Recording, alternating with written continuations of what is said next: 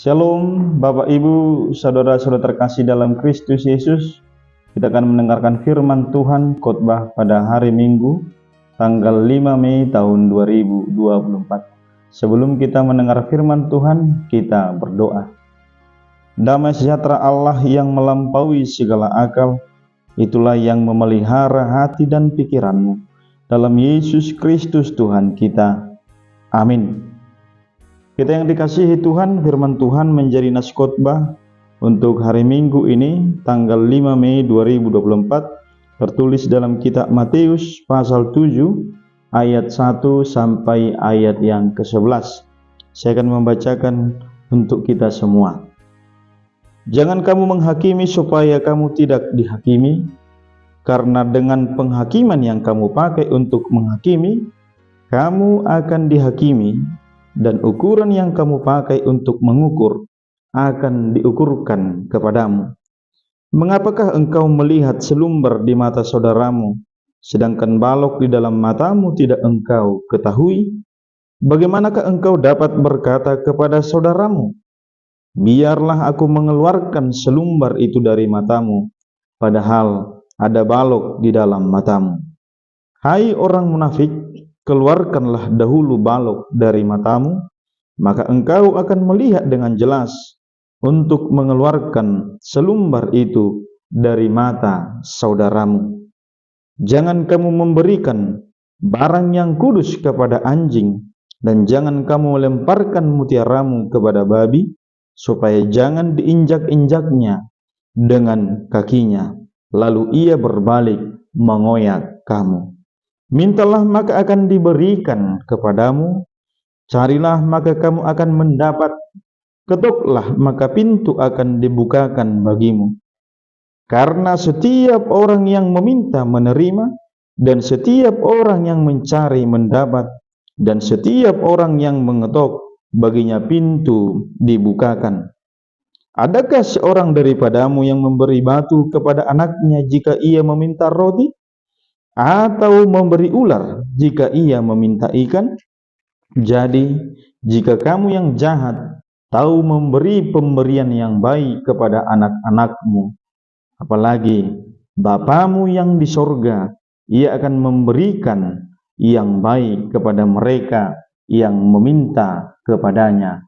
Demikian pembacaan firman Tuhan. Bapak Ibu terkasih dalam Kristus Yesus, ada satu perkataan yang sering kita dengar tentang doa, yaitu doa itu punya kuasa. Ada ilustrasi singkat yang bisa kita petik. Ada satu keluarga yang tinggal di Jakarta, punya 2 orang anak perempuan, yang satu anak SMP dan satu anak SMA.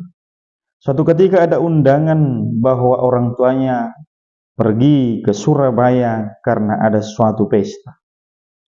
Pada biasanya mereka jarang ditinggal oleh orang tua. Namun karena ketepatan ada keluarga yang berpesta itu, akhirnya mereka tinggal berdua di rumahnya sendiri. Lalu suatu ketika ada perampok yang datang ke rumah itu. Tanpa sepengetahuan mereka, perampok itu datang dari pintu depan.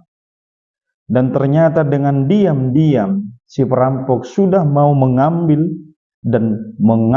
harta yang mahal yang ada di dalam rumah itu. Ternyata 2 orang perempuan itu sedang berdoa, dan dalam doa mereka, Tuhan, jauhkan kami dari yang jahat dan ampunilah orang-orang yang berbuat jahat kepada kami. Tanpa sepengetahuan mereka saat berdoa, perampok itu mendengar, dan akhirnya dia meninggalkan rumah itu dan bersembunyi, dan akhirnya tidak jadi semua barang mewah di rumah itu dia ambil. Lalu 2 hari kemudian ia datang menjumpai keluarga itu, dan si perampok itu berkata, "Nak, saya datang ke sini mau meminta maaf. Bapak siapa?" Lalu dia menjawab, "Saya adalah perampok." Lalu dengan ketakutan keluarga itu Bahkan kedua perempuan itu, kok bisa Bapak datang ke sini? Saya mau minta maaf. Di saat saya 2 hari yang lalu datang ke rumah ini untuk merampok, saya mendengar engkau berdoa, dan dalam doamu itu mengubah hati saya. Hari ini saya berhenti melakukan yang jahat atau merampok. Karena sudah 3 tahun saya tidak pernah gereja dan bahkan tidak pernah berdoa. Maka saat ini saya bertobat dan berubah ke jalan yang benar. Kita yang dikasihi Tuhan, ilustrasi itu mengingatkan bagaimana doa itu mengubah hidup manusia. Baik dari yang jahat menjadi baik. Kita yang dikasihi Tuhan, bagaimana kita mengimani doa kita selama ini, bagaimana kerajinan kita berdoa, bagaimana juga kita menghidupi apa yang sudah kita doakan. Firman ini mengajak kita, Tuhan tahu yang terbaik dalam kehidupan kita. Karena itu teruslah berdoa. Dikatakan dalam firman ini, mintalah maka diberikan kepadamu. Orang tua yang baik akan memberikan makanan yang terbaik ketika anaknya minta ikan. Ketika anaknya meminta ikan, tidak mungkin diberikan ular. Ketika anaknya meminta roti, tidak mungkin diberikan batu. Karena itu Bapa di sorga lebih daripada itu mengetahui yang terbaik dalam kehidupan kita. Semoga dalam kehidupan ini kita mempercayai segala sesuatu mendatangkan kebaikan daripada Allah. Yang kedua, firman Tuhan mengajak kita, orang yang berdoa harus menjauhkan hidupnya dari sikap menghakimi. Maka perlu penghakiman itu dipercayai adalah milik Allah. Tidak ada hak kita untuk menghakimi hidup orang lain. Semoga kita mampu melakukan evaluasi atas kehidupan kita. Firman Tuhan menguatkan kita bagaimana dalam hidup ini jangan terlalu cepat menghakimi kesalahan orang lain. Tetapi mari kita mengevaluasi di dalam perjalanan kehidupan kita. Kita mampu melihat bahwa kita juga pernah salah. Firman Tuhan memberikan kepada kita semangat. Mari jauhkan kemunafikan. Mari jauhkan sikap yang menganggap diri lebih benar daripada orang lain. Bapak Ibu saudara terkasih dalam Kristus Yesus, ketika kita dikatakan orang yang berdoa, maka hidup kita adalah orang yang mengampuni, orang yang terus menaburkan kasih kepada siapapun.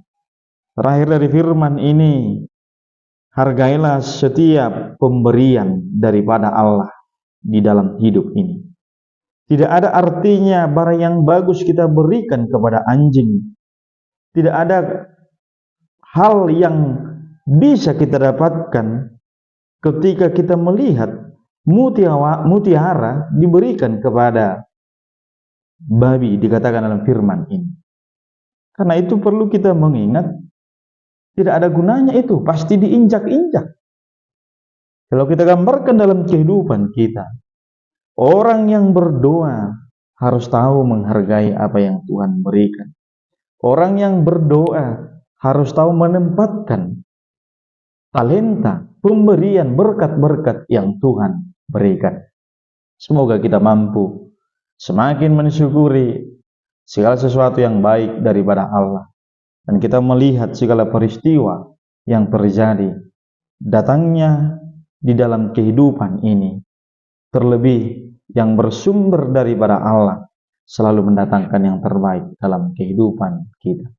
Teruslah berdoa, menghidupi doa kita, jangan jemu-jemu untuk berdoa, karena Tuhan mendengar apa yang kita sampaikan, Dia berikan sesuai dengan kehendaknya. Amin. Kita berdoa. Terima kasih Bapa di sorga, kami terima firman-Mu, bimbinglah kami senantiasa terus berdoa dan mengimani doa kami di sepanjang waktu. Dalam kehidupan kami terus bersyukur atas segala kebaikan daripada Tuhan dan menghargai segala berkat-berkat daripada-Mu. Dalam Kristus Yesus kami berdoa dan mengucap syukur. Amin. Shalom Bapak Ibu, Tuhan memberkati kita semuanya.